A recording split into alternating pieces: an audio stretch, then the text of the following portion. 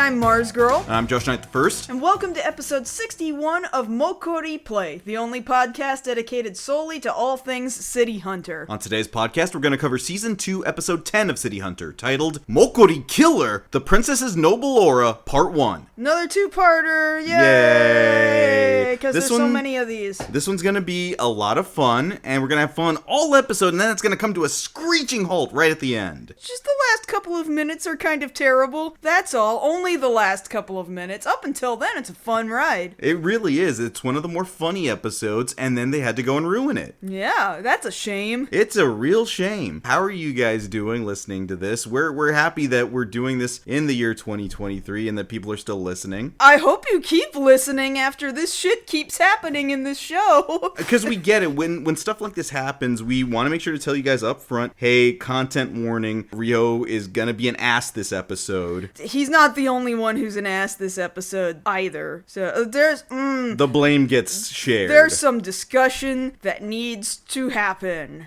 Oh boy. But aside from that, this is another installment in one of our favorite series, Princesses from Fakelands. We always gotta fly somebody in from, the Middle East. Or somewhere in that general area. Just very nebulous Middle Eastern country land. And since this is a podcast and not a visual medium, we're pointing to a map right now. The country that our princess is from this week is from this spot right here. Oh yeah, I know exactly where that is. See, if you were in the room with us right now, you'd see exactly where I'm pointing. But you're not, so I'm sorry. You're just take our word for it. Gonna have to assume we've circled it right here. This big area right here. And that's where we start off our episode. Our princess is flying in via Sunrise Air because gotta get that name in there. You know, in the manga, it's KLM, which is a very real airline. I rode with them once. That was cool. I've never heard of KLM.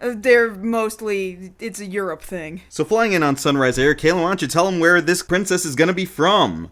The Dukedom of Selahena. Are you sure it's not Selagena? Okay, so it's spelled with a G, but it kind of does that Cagliostro thing where that's not how Cagliostro is pronounced. They pronounce it Cagliostro. Although it's not really like Cagliostro, because Cagliostro, the G is just straight up silent. Here, the G is like a Spanish-Italian kind of a G where it's an H. That's J's. That doesn't happen with G's. It does in other Romance languages. But not Spanish. Maybe not Spanish. But that wouldn't matter here because this is supposed to be a Middle Eastern country. They tell us that. Yes, because this is totally a Middle Eastern word, Selahena. Or Selagena. I'm going to go with Selagena. No, they say, you heard it with your own two ears, the way they pronounced it. You know what? Hold on. Let me look at the manga. Yes, go ahead and look up, because thankfully this is one of those episodes where we have the corresponding chapter available to us because we picked up the manga not too long ago. Yes, once again, got these two volumes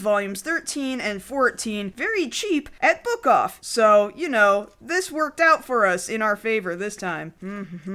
So, oh well damn, it says Selagena. Selagena, see? Well, what the heck? That person who pronounced it in the anime didn't read the manga? I don't know.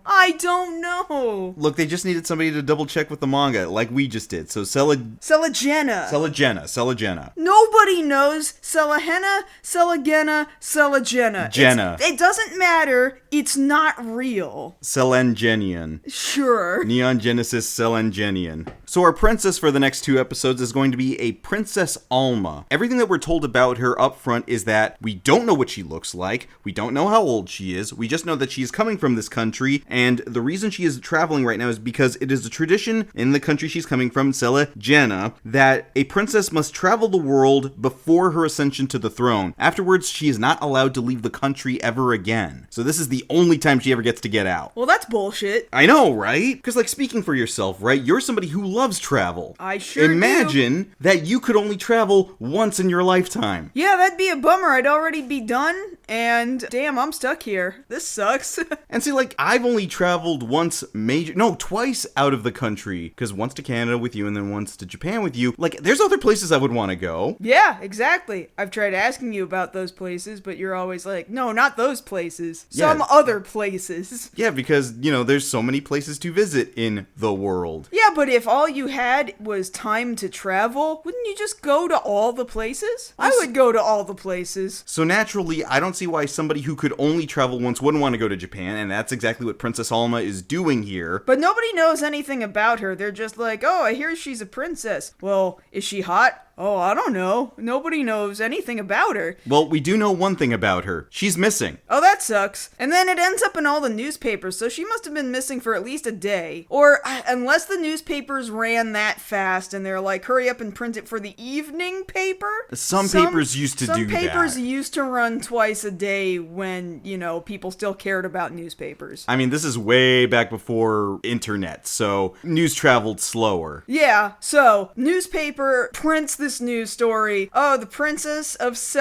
Jenna is missing. Kaori's reading the paper. The paper is very detailed, actually. You can see the entire TV guide on the back and everything. You see all these different channels and all the listings and all the different channels. I actually bet you could find some nice gold if you stopped long enough and focused on it, but that was not my priority this episode. No. So as she's going over the paper and talking about this story, we imagine it's breakfast right now, because that seems to be what's going on. Ryo's there at the table, and Reika is also there, Saiko's little sister. Who runs that other detective-like agency or whatever. That's just around the corner from Kaori and Ryo. And so Reika is postulating, well, if this princess is missing, obviously they're looking for her, so there must be a reward available. If I was to get the reward, I could put that money towards a big wedding for me and Ryo. Ryo has no reaction to this, funnily enough. He's checked out. Like, he's got bright Noah face right now. He actually is not interested in any of these details, which is kind of weird, but Kaori is extremely bothered by this information, that there might be a wedding between Ryo and Reika. This conversation is just meant to rile her up because it's funny. But also, that's Kaori showing her whole hand there, like, why would you get so upset, Kaori? It's not like you're together. I mean, right? But also,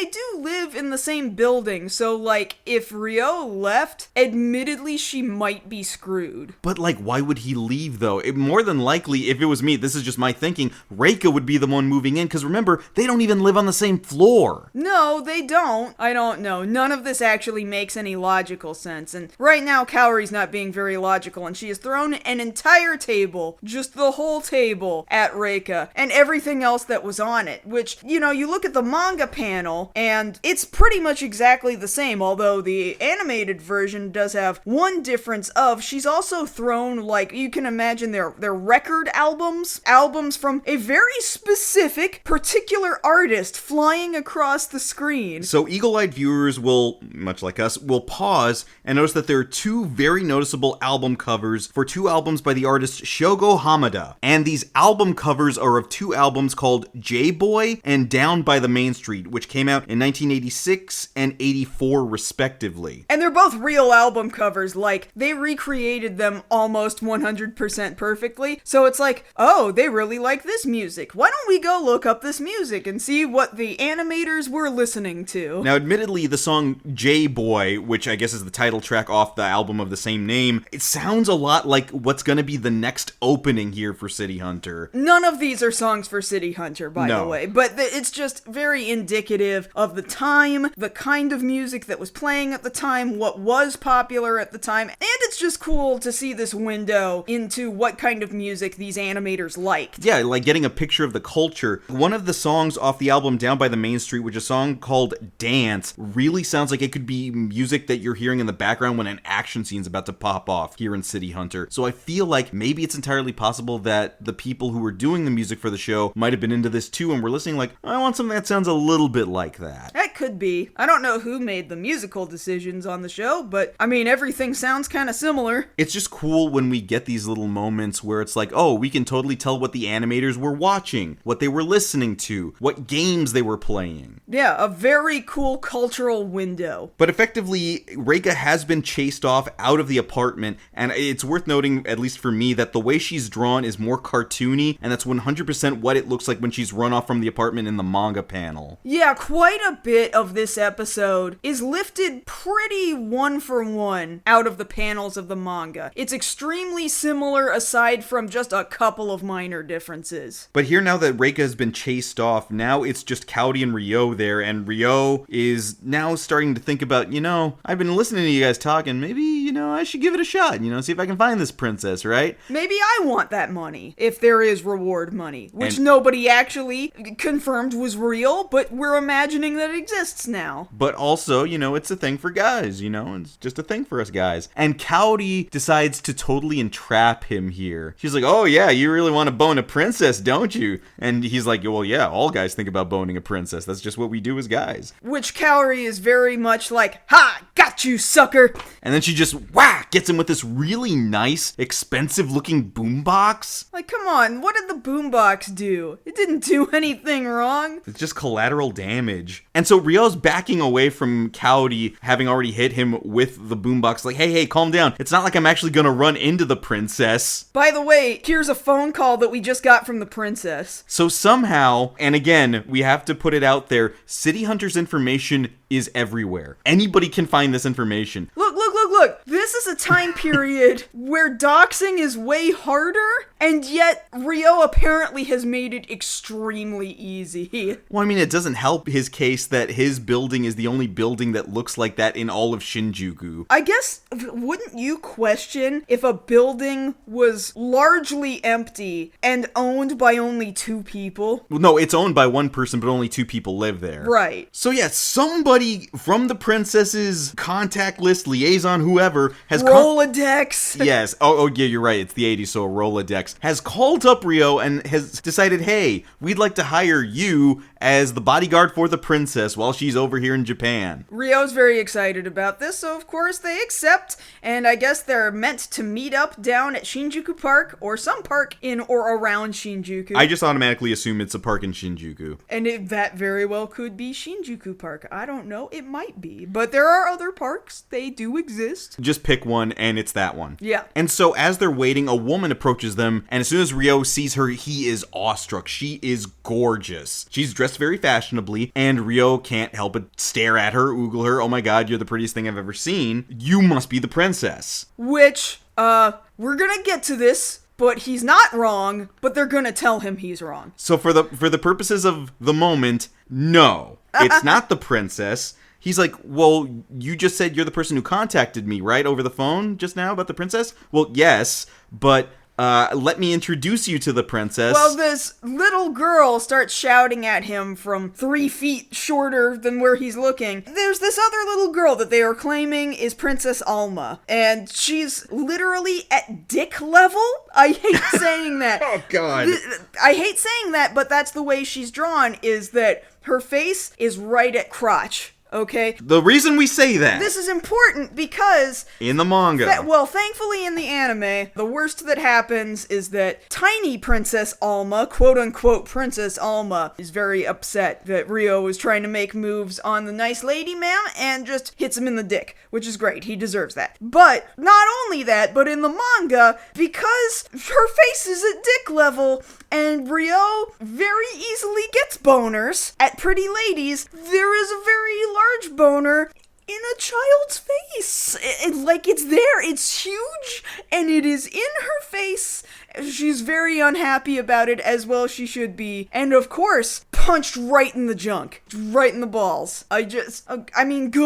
Good. In both cases, he gets a nut shot. I mean, the good news is the boner wasn't for her. But even so, it's, God, Hojo, what are you doing here? Hojo didn't make this with a podcast in the future in mind. Let's just put it that way. But Hojo needed to calm the fuck down. Yes, he did. So the 4 of them all together, Cowdy, Ryo, Little Princess Alma, and the older woman who we're calling Selena, that's how she's introduced by Little Princess Alma, all head over to a family restaurant to discuss how they're going to handle things. Was this the restaurant that was just called Days? Yes, that is the one. It's not literally called Days. I think it's just called Days. But the angle of the shot that they have drawn shows in the far left-hand side there's a big sign coming out of the ground and it says Days. And then you can see one wall of the building and it also says Days. days. And then you can see another wall of the building, and it also says days. So it's just days, days, days. They've got breakfast for days. Look, I would want to go to a place that says they have breakfast for days.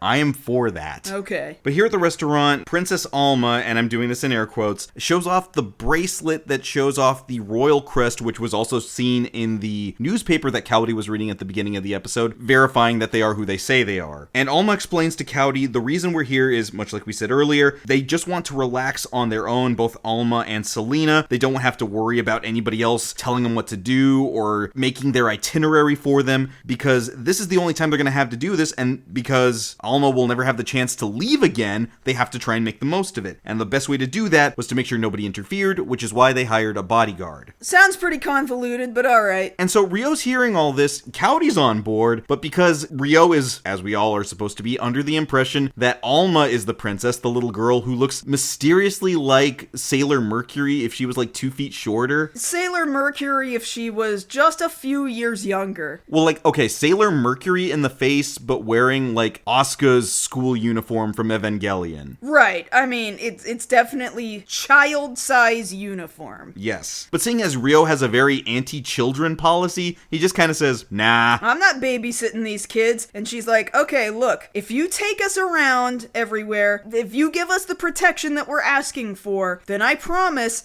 to give you a harem in our country. But there's a couple of stipulations. One, you actually have to come to our country after that. Like, you have to move there. And stay there. Which he's like, I guess okay. He really is not thinking this through very far. No, he's not. So he just says okay just to get the answer. But two, also, he can't have the harem if he touches people. If he gets too boner time happy, yes. So, if he starts being a lech, if he starts perving on people, especially the quote-unquote handmaiden, then there's going to be a problem and he will never get his harem. And so Rio agrees to this, but he says on the condition that Selena, the older woman here, can be added to his harem, to which Alma says, I guess, sure. Which really upsets handmaiden lady. Like, Selena. Yeah, quote-unquote Selena. Yes. Because, like, hey, I didn't agree to this. This is kind of a problem. Why did you say that? But we're just not gonna discuss that right now. So now that they've discussed terms, they go ahead and head over to Rio's apartment where he'll be keeping them for the extent of their stay, and Rio immediately finds out just how difficult it will be to keep this agreement on his end, i.e. not do any of the things that he was just told not to do. So he offers to help Selena into the shower. He can't do that or else you don't get a harem. He offers to massage Selena. If you do that, you don't get a harem. He offers to just help her up the stairs. No harems.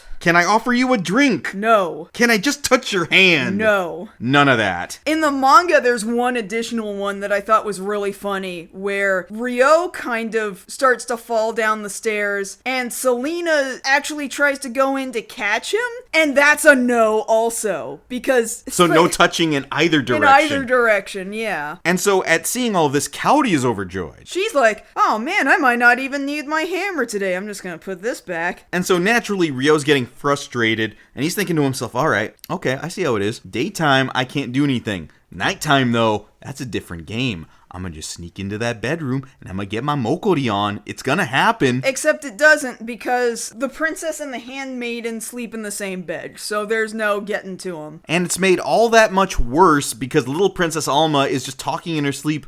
You're not gonna get a harem.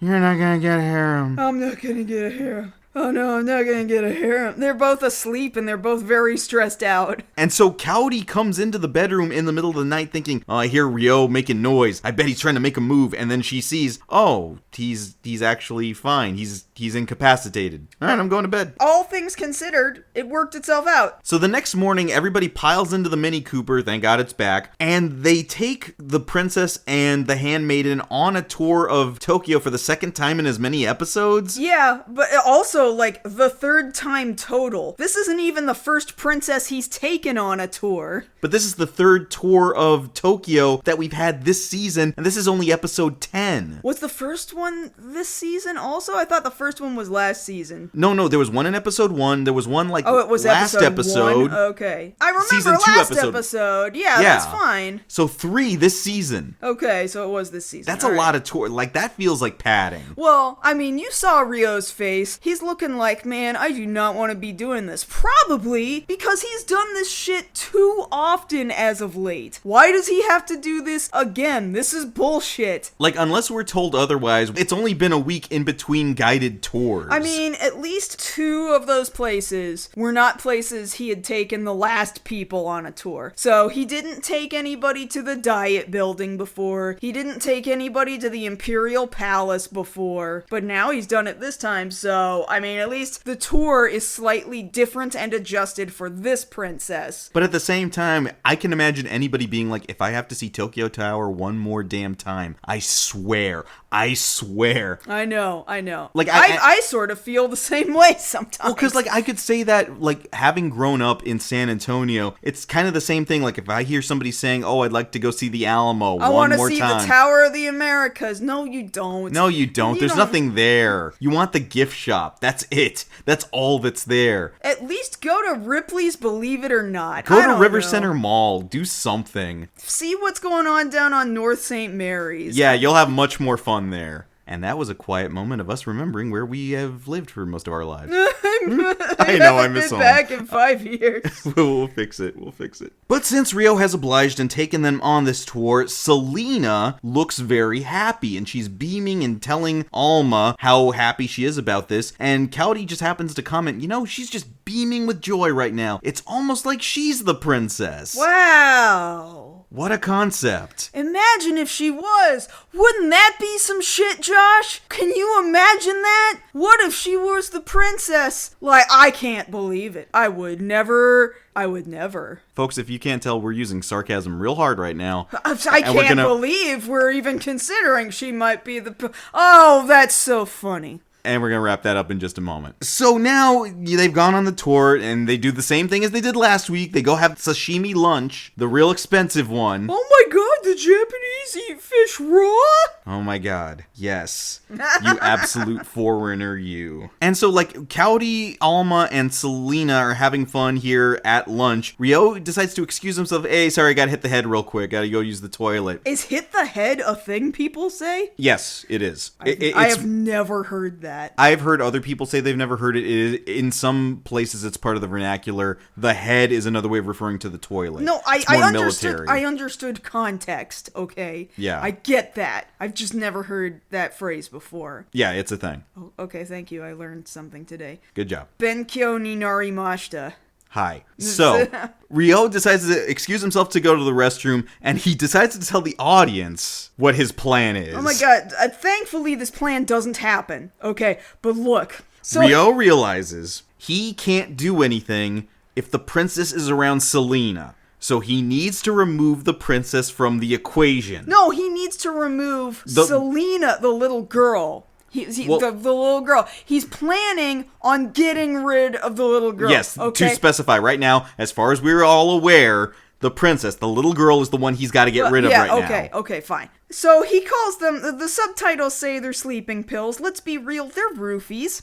He is going to roofie a child that he believes is royalty. And he's not gonna do anything to the child, thank God. That's not his plan. He just needs her to fall asleep, and then he can take off with the adult-sized lady to go do whatever he wants with her. But the plan is to roofie a child. Okay? That's... Roofing children is what we're saying to you today on MokkoriPlay. So there's 2 bits of good news. One, that when he plans on roofing the child, he doesn't plan on doing anything to the roofied child. But 2, this doesn't happen at all anyway. He doesn't even get to. Because Lady Ma'am, quote unquote, Selena, comes across him and is like, oh, hey, what you got in your hand right there? Ryo's just like, this is nothing. Did you need to use the bathroom? Why don't don't you go ahead and just use the bathroom because that's what we're in this hallway for, yes? Ha ha ha. But see, this is the better thing. It turns out better right now because now that he's out here and she's out here, he decides, you know what? Screw it. I'm just gonna shoot my shot. Hey, Selena, would you just like to go out with just me? Just the two of us, go hang out, do whatever? And for a second, she just gasps like, oh my god, he asked me this question. And Rio immediately backs off like, oh yeah, that would be really stupid, huh? Okay, I'm gonna just leave you alone, bye. And she's like,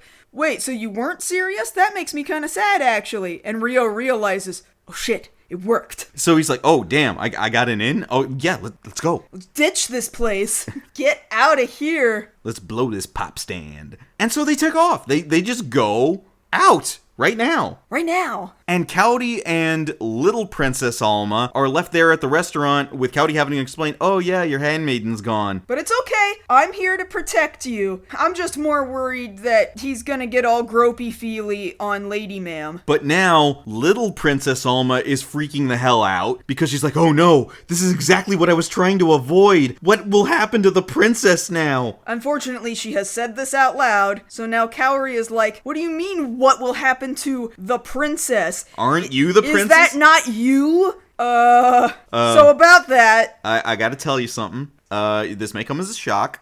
I, the little girl, am not the princess. It's actually Selena. She's Princess Alma. Well, damn child, maybe that's some piece of information that would have been useful to us when we met you. Like 2 days ago. And so yeah, Cowdy's having to tell her, well, I get stuff like this happens and you want to protect identities, but why didn't you guys tell us that before? And this is the beauty right here. The beauty of this part of the episode. Little girl, who now I will go ahead and call Selena for the rest of this because we're switching identities back to the way they should be. Selena, little girl, remember that, tells Cowdy, I heard about what Rio's behavior is like. And so we decided, or I decided for the princess, this was the best way to protect her from Rio's behavior. Mind you, like, think about that for a second. They heard about Rio's ass all the way from the Middle East. I heard about you in National Geographic. I heard about you in the World Times. You're famous. Your ass is famous for everything you try to do to women. We've heard about you in the States. We've heard about you in Kenya. We've heard about you everywhere.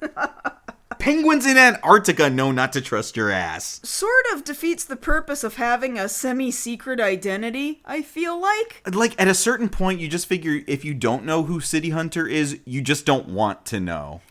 But that's not gonna get in the way of Rio's fun times with the actual princess that he still does not know is actually the princess. And it will remain that way for the rest of the episode, just to clear that up right now. Everybody else will know but him. Yes. So Rio has decided to go ahead and take Princess Alma, who he doesn't know is Princess Alma, out to the hotel district there in Shinjuku. Which is basically in Kabukicho. It's kind of tangentially tied into the edge of Kabukicho. You will recognize it very well if you played any of the Yakuza games, which turns Kabukicho into Kamurocho, but it's very much based on the exact same kind of area and different districts inside that one district. It's to the top left of the map, usually, in the Yakuza series. So that's where Rio is right now. Right now? Right now, Rio has taken the princess to a place that only he could think of. Hotel Mokkori. I'm shocked that that's what they decided a hotel needed to be named, but okay, fine. We're just gonna say that this is a Hojo decision. Yeah, but you gotta remember, this is true in real life as well. That area that has a lot of hotels in Shinjuku, you know what those hotels are there for. Well, they're all love hotels, so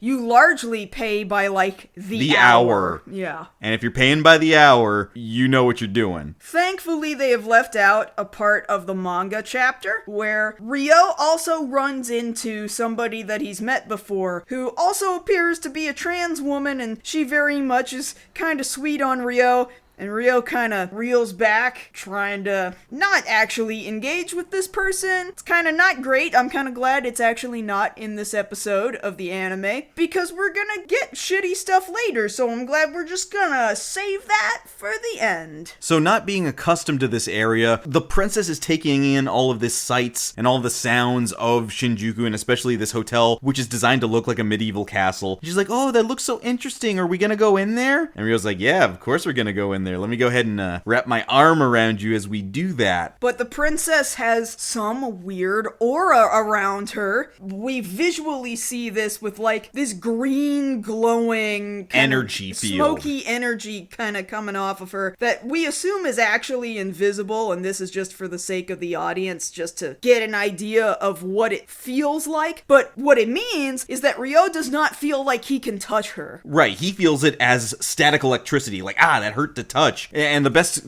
equivalent that we can compare it to in other anime is like spirit energy in a lot of other shows. Sure, yeah. And so as such, that feeling, that aura that she has around her neutralizes all of his perverted energy. Yeah, so suddenly he does not want to take her into the hotel, and she's actually like disappointed. She's like, oh, too bad. Okay, well, let's go do something else. So they head over to the park for a second for Ryo to kind of decompress and think about what the hell just happened. And they're stopped by these vending machines. Where he buys himself a city cola. Not Coca-Cola like last week. Yeah, we had to kind of, alright, we spent too much money on the Coca-Cola. Actually, I think in the manga, I think it's Coca-Cola. Hold on. No. Yeah. Son of a bitch. Okay, so yeah, in the manga, it's a Coke. But these animators could not afford, we can't do official Coca-Cola like twice this season. We need to change this to City Cola, and we need to set it next to a vending machine called Kappe Noodle. But it's clearly supposed to be Cup Noodle. Or Kappe Noodle. Off-brand Cup Noodle, because again, we blew all of our advertising budget trying to get Coke last week. Or 2 weeks ago, or however long ago it was. It was last week. Okay, whatever. And so Ryo's kind of trying to hype himself back up again, like, okay, I don't know what that was. I'm gonna try again, and I swear, next time, I'm gonna do it. I'm gonna get it done. And it's just at this moment that yet another Mercedes-Benz, which happened to be the car the bad guys were using last week. Only bad guys drive Mercedes-Benzes. I guess so. This Mercedes-Benz jumps the block that they have there for cars not to come through into a crowded park area and comes careening right toward Ryo. Directly into the vending machines. Just slam the driver's side. I guess it was the driver's side. I don't remember which side. It would be the driver's side for Japan, yeah. Slams the driver's side into these vending machines, which Ryo has nimbly jumped out of the way of. But two guys jump out of the passenger side and immediately try to kidnap the princess. And Ryo's just like, no, you don't want to do that. Why don't we want to do that? Because I have a gun. And then another guy is like, well, we also have guns. But the second guy is like, we've already caused too much chaos here, and if we do more, that's gonna be a problem. Okay, so let's back off for now, but we'll be back. Okay, bye. So those guys run off. Or drive off. In their now busted up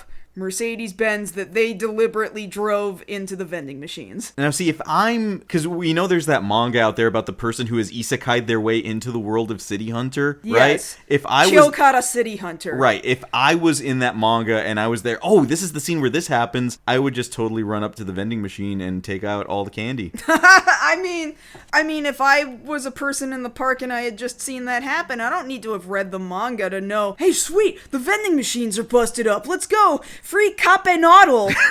Exactly. But here in this moment, now that tensions are kind of high and something exciting just happened, Ryo actually has managed to close the distance and has his arms kind of on the princess's upper arms, checking, are you okay? And she's like, yes, I'm actually okay. I'm surprised you are. You jumped out of the way so nimbly. And he's like, yes, let me move in closer, and then make a perverted face, because you should know what I want right now. But thankfully, Kaori and Tiny Fake Princess have shown up, and they give him the hammer, and they prevent anything worse from happening there. It's interesting that the aura did not stop him at this moment before they could come in with the hammer. So there's a little bit of lack of consistency, just a little bit. In fact, when they first met, he ran up and touched her, and the aura didn't stop him then. Yeah, so I imagine that's just an inconsistency thing, or you could try and get more deep into it. Normally that's what we would do here, but this time, I'm not going to do that. Wow. Because I'd like to focus more on Kaori's special hammer that she hit Ryo with. What did they call it? The International Amity Heaven's Justice Hammer.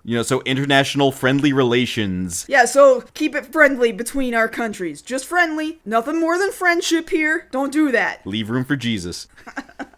So Ryo's been hit with a hammer, and then he wakes up back in the apartment tied up, because we know we can't trust your ass. And then fake princess is like, so here's what's gonna happen. You kidnapped my lady ma'am, my handmaiden, my quote-unquote handmaiden, and she was in a lot of trouble, and you tried to touch her also, so you're gonna die now. Except, no you're not, because you saved her life, so I guess we'll let you go. And she just cuts his ropes and frees him, but he did get pretty scared for a second there. But now is the time to go ahead and ask the important question, who dudes? Yeah, who are these guys anyway? Yeah, who were those guys in the Mercedes-Benz? And the little fake princess is kind of stuttering over her answer. Oh, they're just people who want to take us back home. Yes. Well, which is kind of true, yeah, because, like, they ran off. They ran off and they didn't tell anybody where they were going. So for the time being right now, Ryo decides, much like last week's episode, this day sucks. I'm gonna go get hammered. So he goes down to what I assume is like the corner store and is going to get himself something to drink. In the meantime, Coyote's having this conversation with the two other women, like, hey, why are you guys hiding who you are? This is not helping right now. We need to all be on the same page. Like, why hide? Even the actual princess is like, I don't want to hide this. Why are we doing this right now? And little girl fake princess is like, well, look, we knew exactly what kind of guy he was and I was just trying to protect you. But real princess is like, well, I don't care about any of that because we were alone that whole time and he was nothing but a gentleman to me and he saved my life. I think I'm okay. And so the princess is correct. Everything that Ryo's done so far has been on the level. But of course, Coyote has the benefit of time and experience, and the little girl, Selena, has the benefit of, I trust what I see. And they're like, okay, we just have to prove to the real princess what kind of a person Ryo actually is. So Ryo comes back from the corner store. He's carrying bags full of knockoff Suntory Dry, yes, which is spelled like sun, like a child, a kid, a boy, sun, and tree, T-R-Y, try, sun, try, sun, try. Dry. Of just a lot of that alcohol and a bag of potato chips, I guess. That were like 20% off or have 20% less fat. One or the other. Or have 20% more fat. I bet you he went for that because he's feeling bad. Oh, like he's going to eat away his feelings. Yeah. Oh, yeah, guys do that too. So he comes back up the stairs and he sees Coyote walking back into his apartment with her red leotard. And she's like, all right, you don't want to come in here. And he's like, yeah, you're right, I don't need to see you in your leotard right now. I don't even care.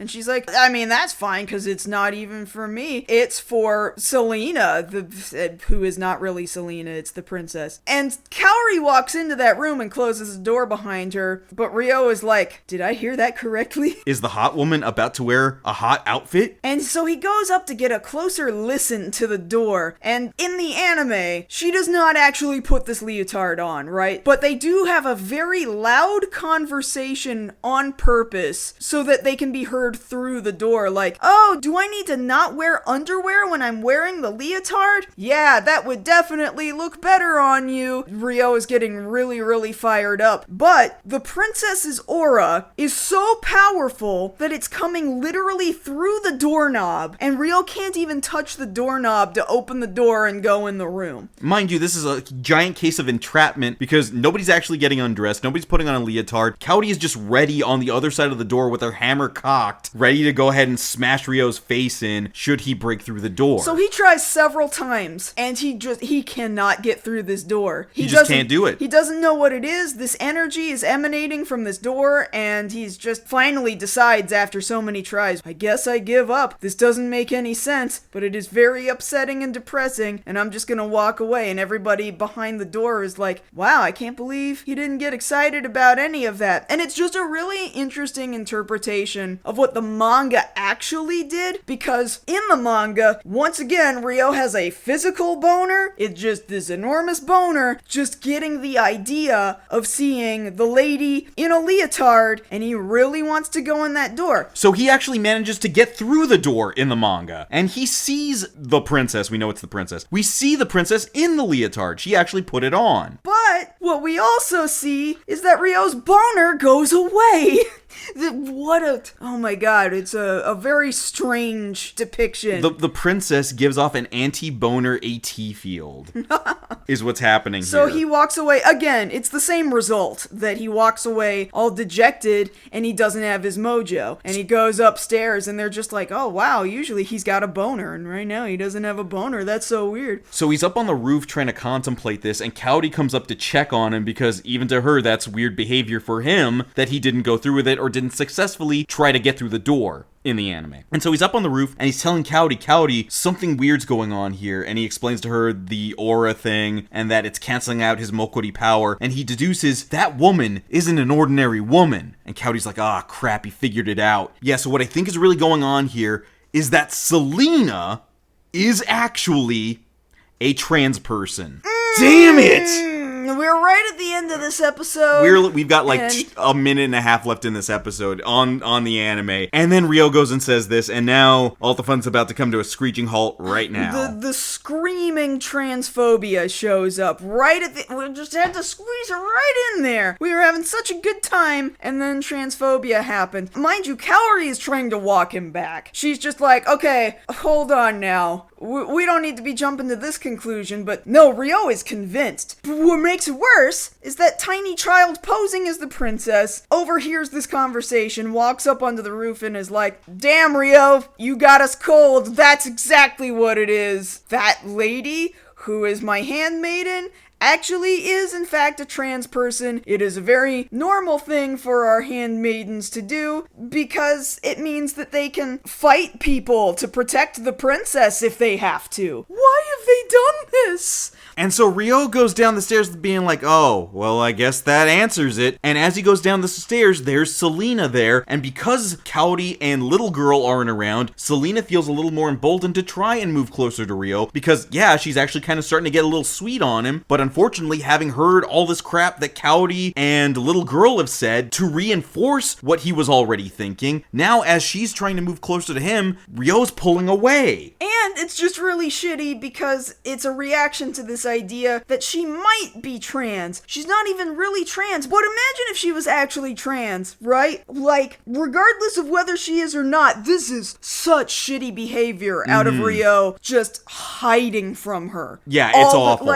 Now he can't even communicate with her at all. Now he's just scared to be around her. The fucking trans panic made me so upset. We had to pause the episode, quite honestly, because it's so upsetting to see that crap going on all those years ago. And, like, for as much as we say we like the show, we hate this part of it. Yeah. We absolutely hate it. And so the princess is there trying to figure out what's going on, and so she walks in on Cowdy talking to little fake princess, and they're saying, oh, we sure stopped Ryo by saying that the princess was actually a trans person. This is actually the moment Kaori is also learning, oh, well, what she said literally isn't true, and now I'm finding that out too. So wait a minute, little girl, did you really need to say that? Like, even Kaori is like, this was too much. Thank God for Kaori, because Kaori is like, we did not need to go here. Why the fuck did you do this? But now the actual princess overhears all of this and now realizes this is why Ryo's behaving the way he is. And she is understandably pissed at both of them. She's extremely upset. She's super hurt. And little girl Selena, the real Selena, is just like, well, I was just trying to protect you. And real Princess Alma is like, I don't care about any of that. The way he's been treating me, this really hurts my feelings. I'm really sad. And she starts crying. And Selena's like, oh, please don't tell me you've fallen in love with him. Like, as if that's what the problem is right now. Oh, that's really the problem right now. It's not the fact that Ryo was trying to and failing. No, we're just going to take all that focus away from the fact that you guys have done a really awful thing to this person. Trying to say that if she was trans, that would be a horrible thing. No, come on now. And then Ryo's behavior too. Like, if that were me, and if somebody believed that I was trans, and they reacted that way to me, I would be like, well, fuck it, I don't want to date you anyway, because you're being a piece of shit. Exactly. So... And, you know, the princess goes running off and we hear Supergirl. It's awful. And it's that's awful. where the episode ends this week. And it's such a crappy way to end this episode, because the episode was fun up until this point, and then you had to make this real hard left turn into transphobia. It's really shitty. And it takes all the fun out of it. The only interesting thing here is that it's an interesting place to cut it, because it's not the end of a manga chapter. It's the middle of this particular chapter of this manga. And to go ahead and flash forward, at the very beginning of next episode, they're going to clear all this up about what's actually going on. And then Rio will suddenly feel better about, oh, well, I'm attracted to her again. But it kind of does not undo his shitty knee-jerk reaction to learning about a trans person. If it happened in real life, it wouldn't undo it. Yeah. And so we kind of have to react the same way, like, this is super shitty, Rio. Mm-hmm. And subsequently everybody else involved with that. So,